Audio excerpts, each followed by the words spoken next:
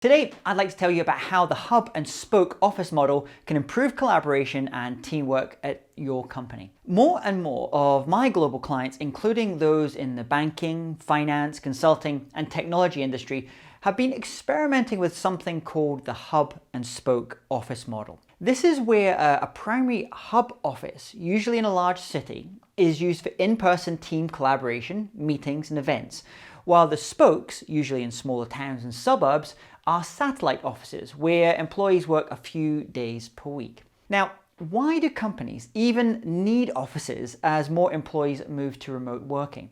Well, there are 5 key reasons: productivity, culture, security, environmental, and creativity.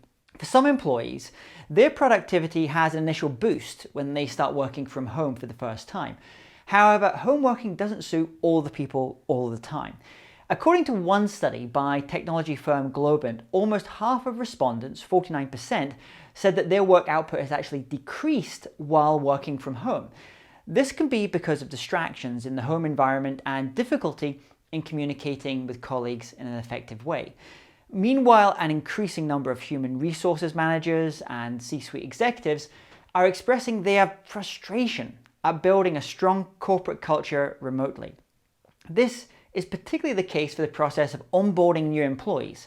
As Jim Link, Chief HR Officer at Randstad North America, said in an interview with the Society for Human Resource Management, remote onboarding requires much more than attending virtual training and sharing a digital copy of the company handbook. As humans, we often learn by looking over the shoulders of our peers and seeing how they deal with challenges.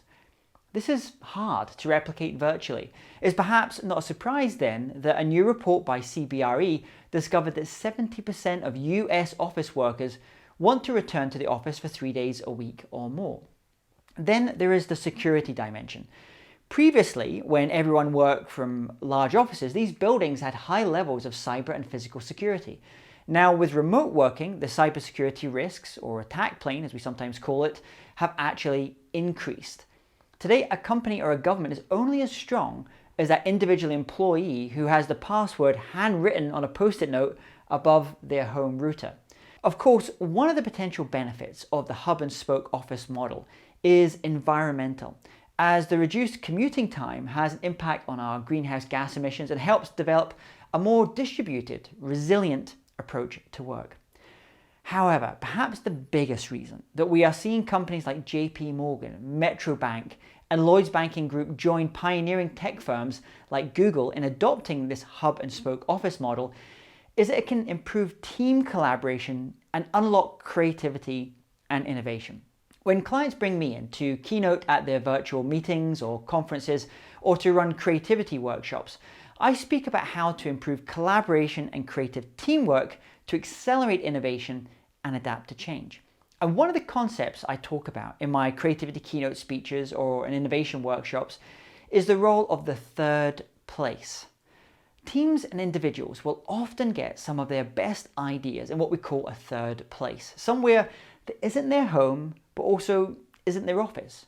For example, in ancient Greece, they had symposiums, places where philosophers, merchants, and thinkers would get together to debate and discuss the big ideas of the day. In 18th century Edinburgh in Scotland, the city had lots of private clubs where scientists would meet and collaborate.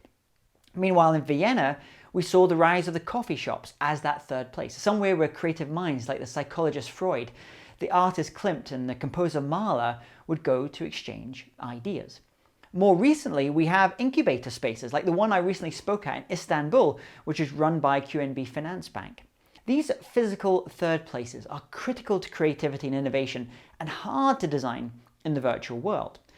One of my other clients, accountants EY, formerly Ernst & Young, have been pioneers in designing third spaces, these third places where their executives and their clients meet to collaborate on new ideas and projects. They call them wave spaces, and you'll find them in global cities including in Shanghai, Singapore, Rome, Barcelona, Paris, London, New York, and San Francisco. And yes, they even have virtual wave spaces where they are now pioneering virtual and hybrid third places. As you begin to think about the role of physical spaces and offices in team collaboration, creativity, and innovation, consider the power of the third place. And if you would like me to speak at one of your upcoming in-person or virtual meetings, events, or conferences, or even run a virtual creativity workshop for your people, then just get in touch. I'm James Taylor. Thanks for watching.